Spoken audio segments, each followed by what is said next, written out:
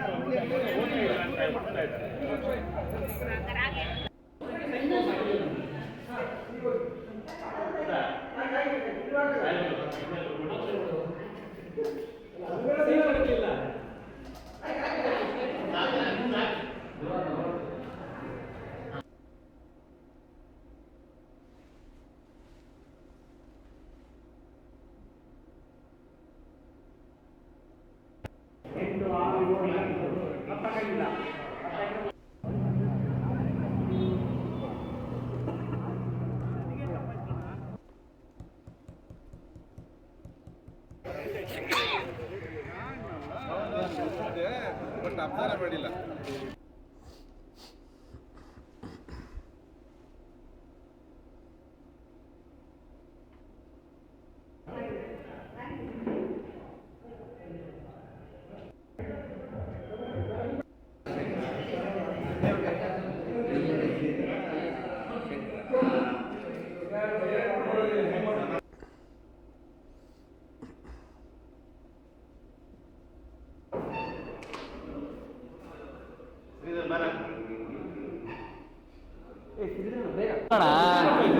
ಹೋಗೋಣ ಅಲ್ಲಿ ಹೋಗ್ರಿ ಅಲ್ಲಿ ರೀ.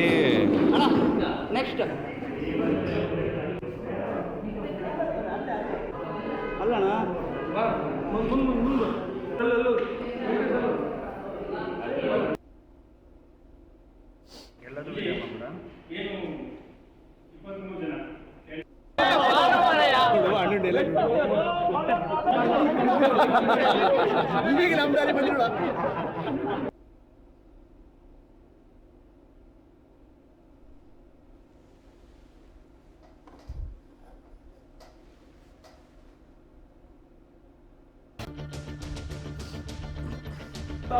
ಚುನಾವಣೆ ನಡೆದಿದೆ.